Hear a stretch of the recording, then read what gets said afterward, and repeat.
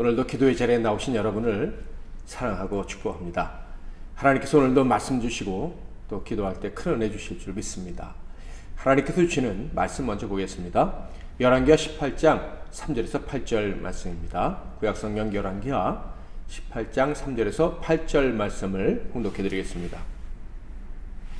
히스기야가 그의 조상 다윗의 모든 행위와 같이 여호와께서 보시기에 정직하게 행하여 그가 여러 산당들을 제거하며 주상을 깨뜨리며 아세라 목상을 찍으며 모세가 만들었던 놋뱀을 이스라엘 자손이 이때까지 향하여 분향함으로 그것을 부수고 느수단이라 일컬었더라.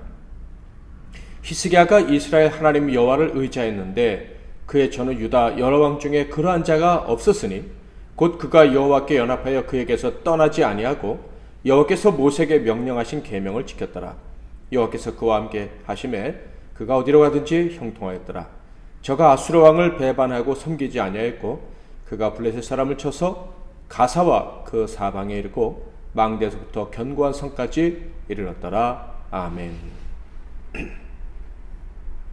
오늘은 위기를 극복하는 자라는 제목으로 하나님 말씀을 상고하겠습니다. 우리 인생 여정엔 수많은 위기들이 찾아오죠.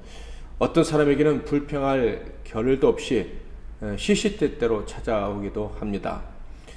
위기들은 대개 생각지도 못했고 원치 않았던 때에 갑자기 찾아오기 일쑤죠. 물론 오랜 기간 전조 현상을 드러내고 또 경고를 하다가 찾아오는 위기도 있긴 하지만 아무리 경고가 있었다 할지라도 막상 위기를 당하게 되면 답을 찾지 못한 채 당황하고 낙담하게 되는 경우가 대부분입니다.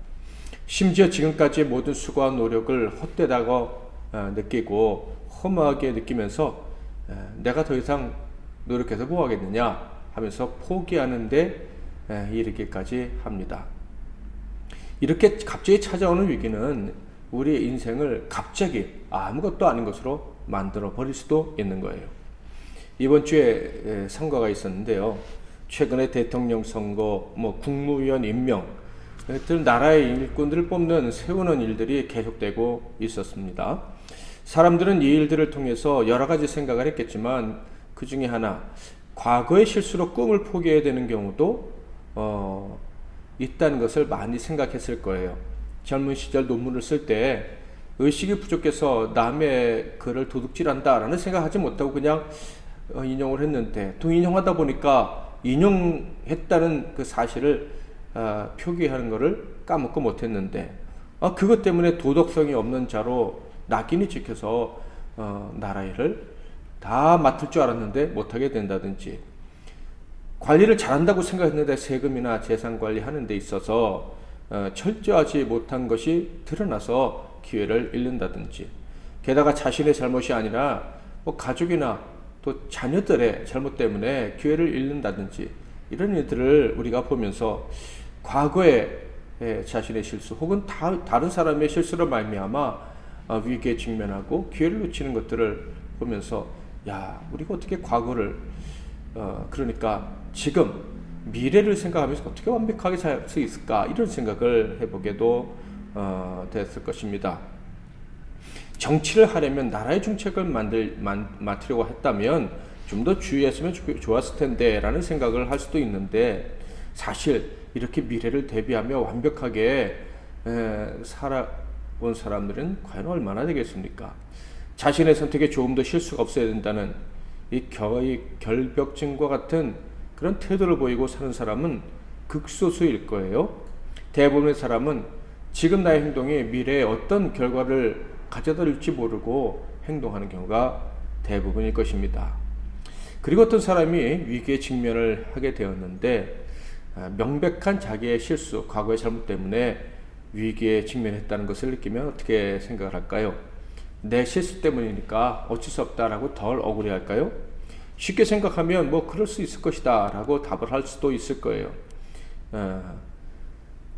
실수로 인해서 위기에 봉착하게 됐을 때, 기회를 놓쳤을 때 과거는 내 잘못이다 라고 생각하면 덜 억울할 것이다 라고 생각을 하고, 내 잘못과 상관없이 위기에 봉착하게 됐다 하면 더 억울하게 생각하게 될 거다, 이렇게 쉽게 생각할 수 있을지 모르지만 성경은요 이런 생각에 결코 동의하지 않습니다.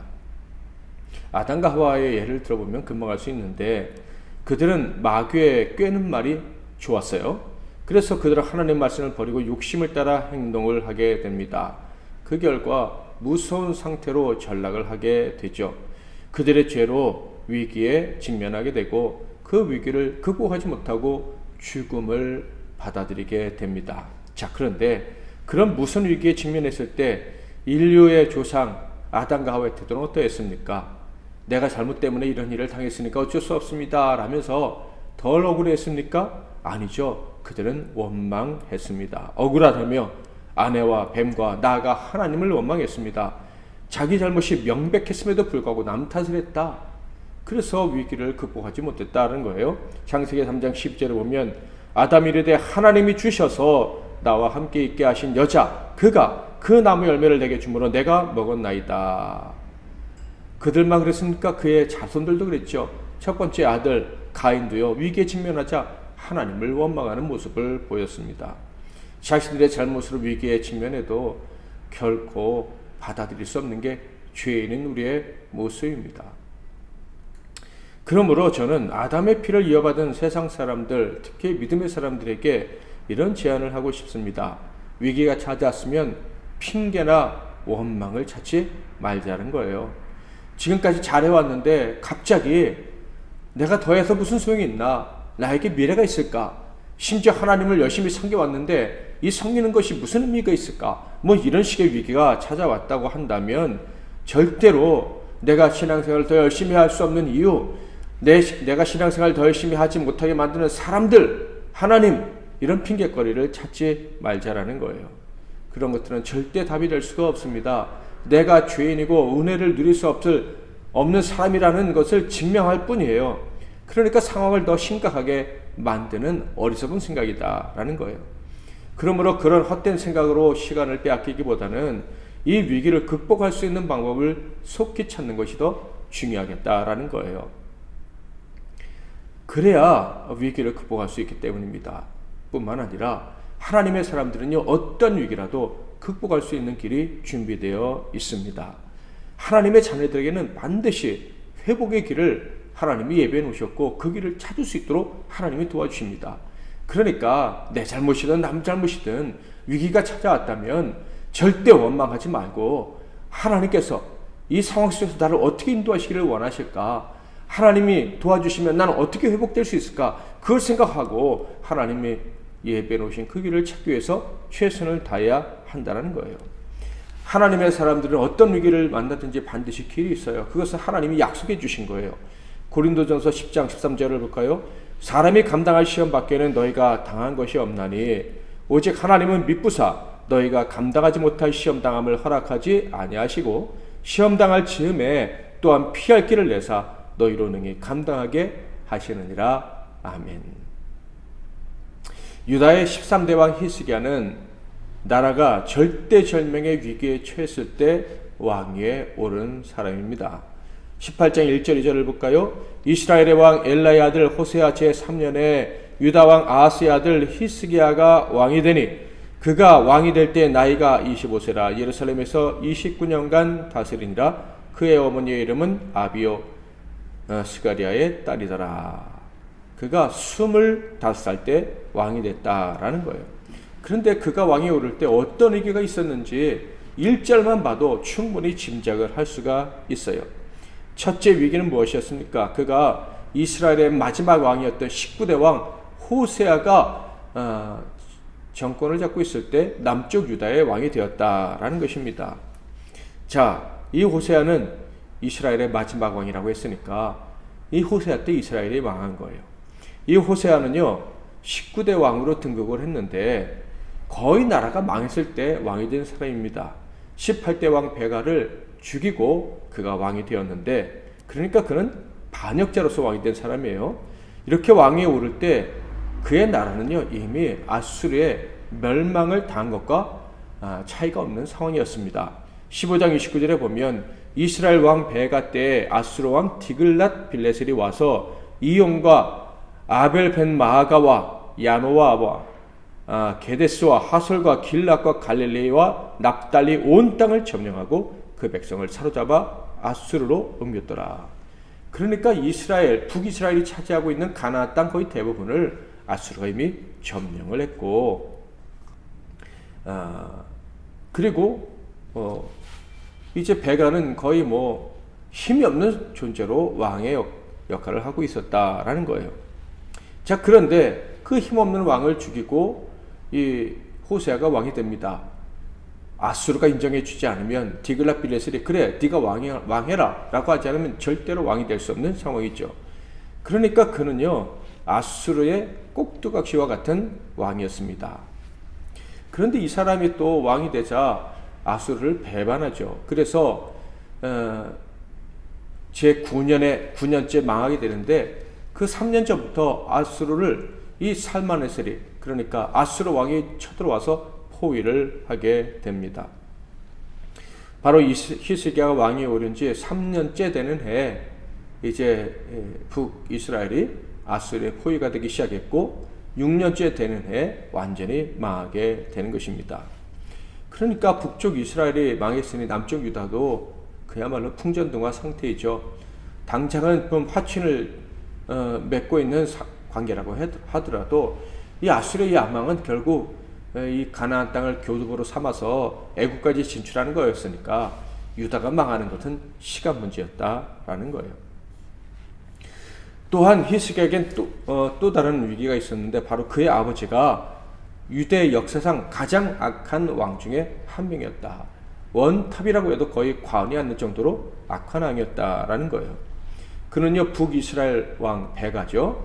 아람과 연합군을 형성하자는 그런 제의를 거부하게 됩니다. 아람과 북이스라엘이 연합해서 아수르의 서진을 막으려고 했는데 유다가 거부했던 것이죠. 16장 7절에 보면 아하스가 아수르 왕 디글랏빌레셀에게 사자를 보내 이르되 나는 왕의 신복이요 왕의 아들이라 이제 아람 왕과 이스라엘 왕이 나를 친히 청하건대 올라와 그 손에서 나를 구원하소서 하고, 유다 왕 아하스가 이스라엘과 그리고 아람과 동맹을 맺을 것을 거절하니까 이스라엘과 아람이 먼저 유다를 치겠다고 공격을 한 거예요. 그러자 이 아수르 왕에게 이 아하스가 동맹을 요청을 한 것입니다. 그러니까 전쟁에 도움을 달라고 사신을 보냈던 것이죠. 그 결과 아수르는 옳거니 하고 전쟁에 개입을 하게 됩니다. 그러지 않아도 전쟁 명분이 없었는데 옳거니 하고 개입해서 아람과 그리고 이스라엘을 치게 된 것이죠. 이렇게 전쟁에 도움을 구하면서 아하스가 한 일이 뭐냐면 16장 8절에 보면 아하스가 여호와의 성전과 왕궁 곳간에 있는 은금을 내어다가 아수르 왕에게 예물로 보냈더니, 이렇게 히스기야의 아버지 아하스는요 하나님 대신에 세상을 의지한 불신앙적 태도를 보였습니다. 그래서 하나님이 사랑하시는 그 백성 가나안 땅에 살던 북이스라엘이 완전히 멸망할 수 있는 길을 열어주고 만 것이죠. 그런데 아하스의 악행은 여기서 끝나는 것이 아니었어요. 아수르를 방문까지 하고요.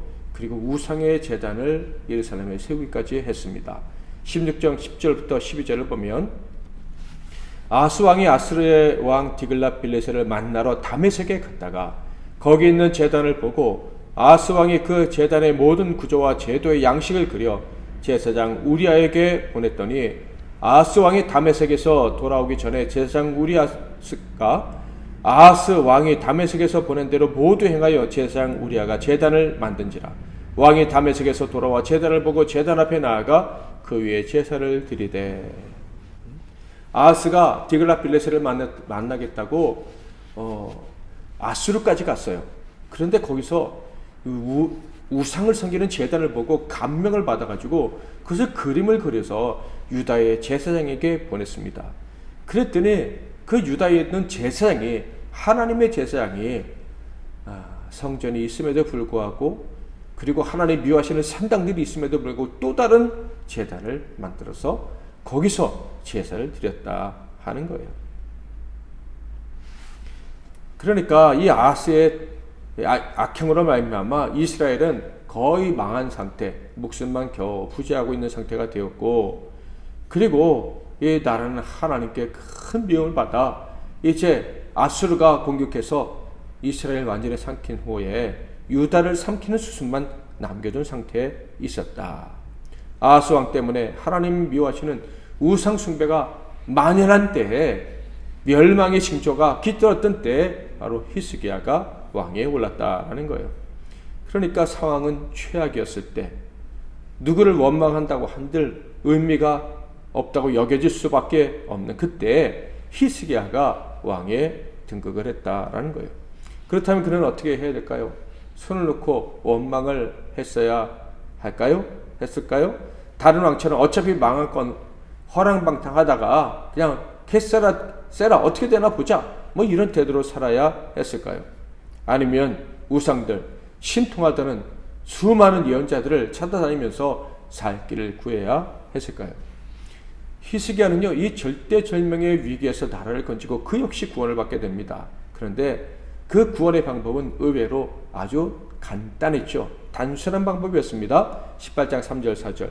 히스기야가 그의 조상 다윗의 모든 행위와 같이 여호와께서 보시기에 정직하게 행하여 그가 여러 산당들을 제거하며 주상을 깨뜨리며 아세라 목상을 찍으며 모세가 만들었던 놋뱀을 이스라엘 자손이 이때까지 향하여 분향함으로 그것을 부수고 느후스단이라 일컬었더라.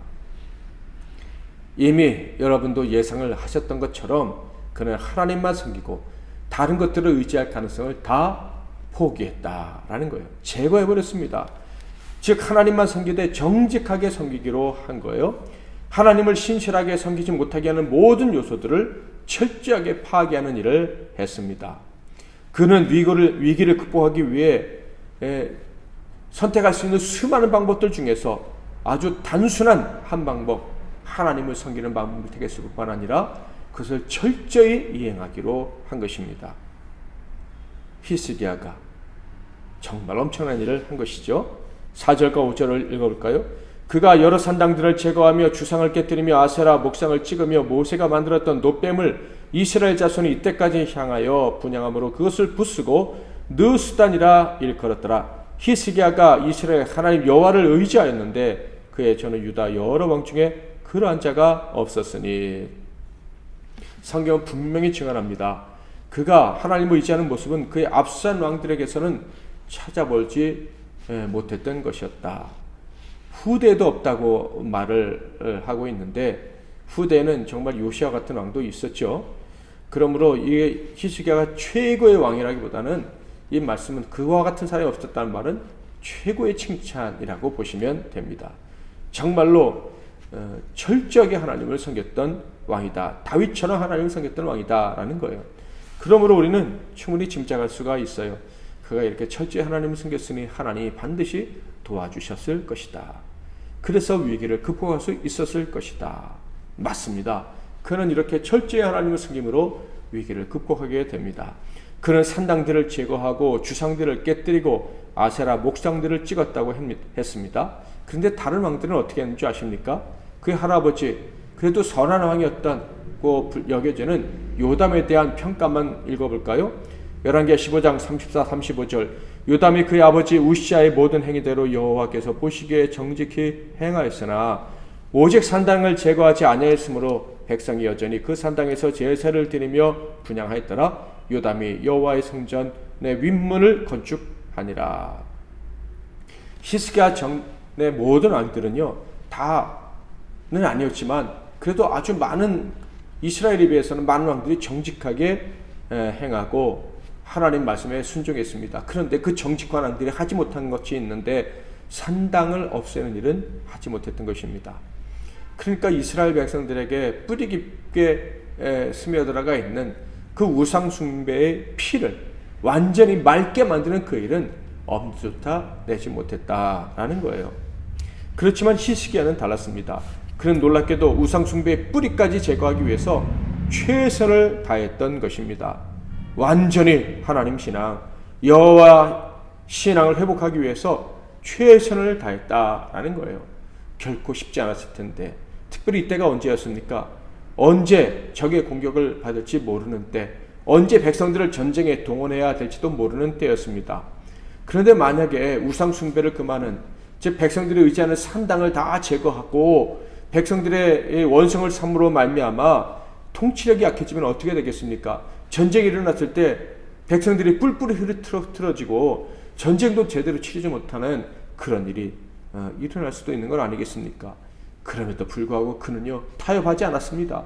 온전히 하나님을 섬기기 위해서 나라가 전쟁에서 지더라도 군사를 일으키지 못한다 할지라도 하나님 섬기는 일을 뒤로 미룰 수는 없다라는 이 각오로 산당을 없애는 그 엄청난 일을 해낸 것입니다. 그러나 정말로 완벽하게 하나님 앞에 나아가려고 애를 썼어요. 그 증거가 놋뱀을 부쉈다라는 거예요.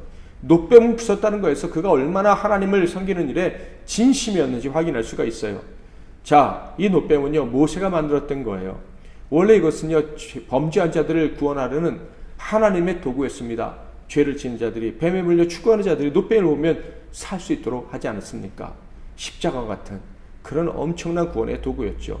자, 그런데 히스기야가 보니까 백성들이 그것을 보고 하나님의 구원을 기대하는 게 아니었어요. 우상을 숭배하듯이 그를 섬기고 있었던 것입니다. 고고학자들의 연구 결과를 보면, 고고학적 발견을 통해서 확인된 사실이 무엇이냐 하면, 당시에 아세라 숭배와 함께 뱀 숭배가 혼합되어 있었다라고 합니다. 아세라 여신과 뱀이 함께 있는 그런 유물이 출토되었다라는 거예요. 그러므로 그들은 당시 하나님의 구원의 상징인 이 놋뱀을 아세라와 함께 다산의 상징으로 여기고 섬겼다라는 거예요. 히스기야는요, 이 놋뱀이 어떤 건지 알고 있었어요. 그 역사적으로 얼마나 가치가 있는지, 또 모세 때 그것이 얼마나 영적으로 대단한 것이었는지 잘 알고 있었습니다. 그러나 현재 백성들은 그것을 우상 섬기듯 음란하게 섬기고 있다는 것도 안 거예요. 백성이 놋뱀의 가치를 알지 못한다. 이것이 히스기야가 확인한 진실이었어요.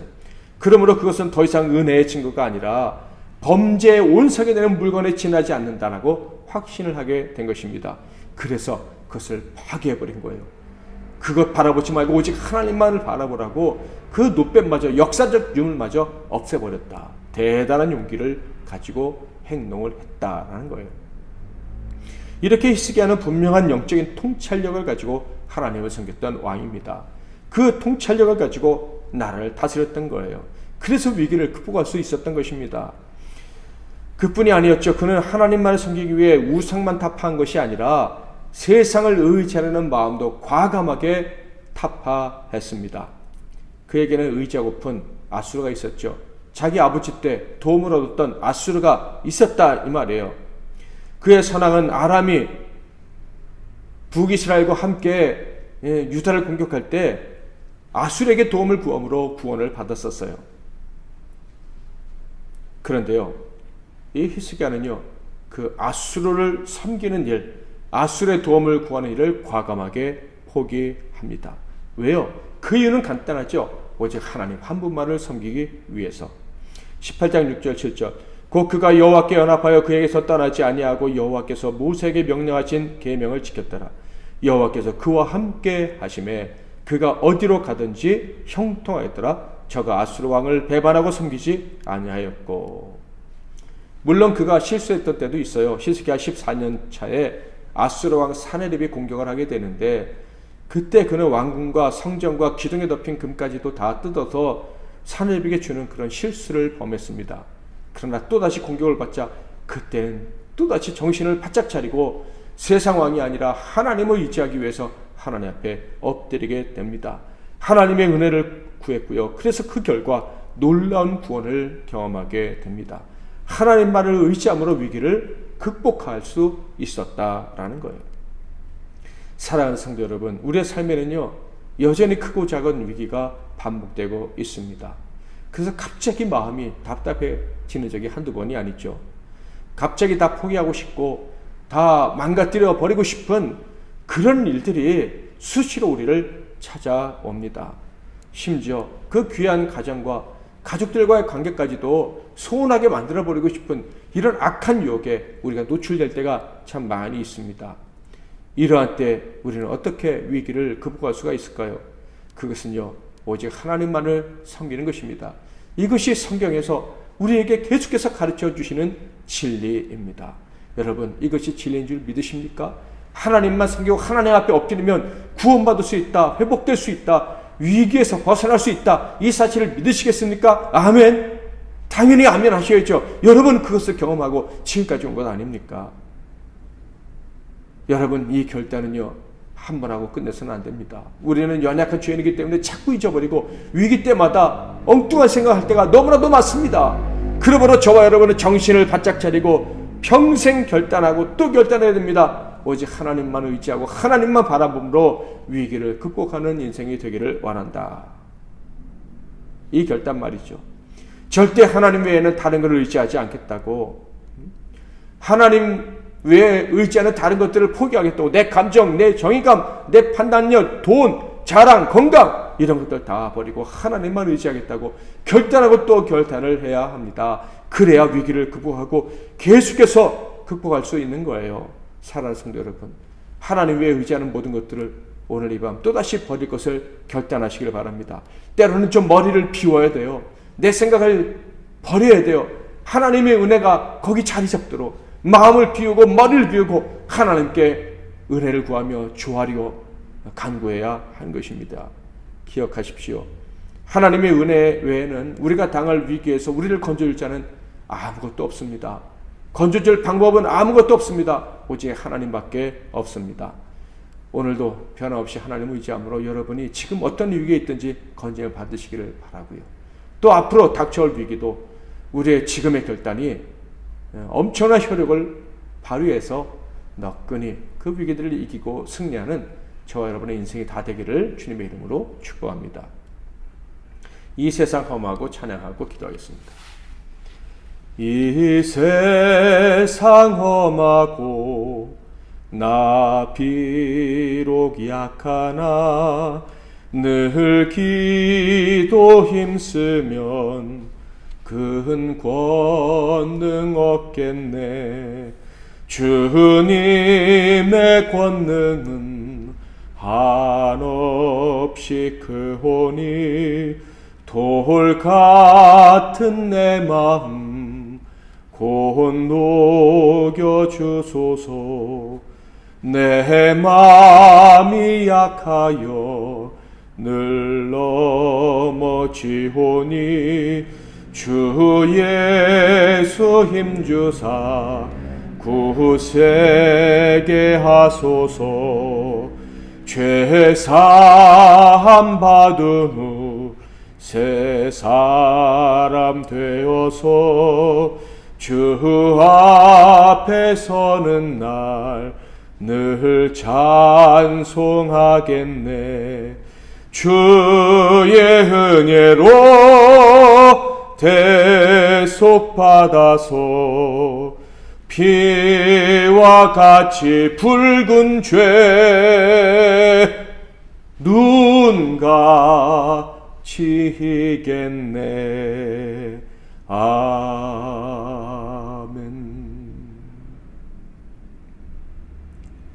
사랑과 은혜와 자비가 충만하신 하나님 아버지, 이 시간도 우리의 기도를 들으시고 우리의 죄와 허물을 용서하여 주옵소서.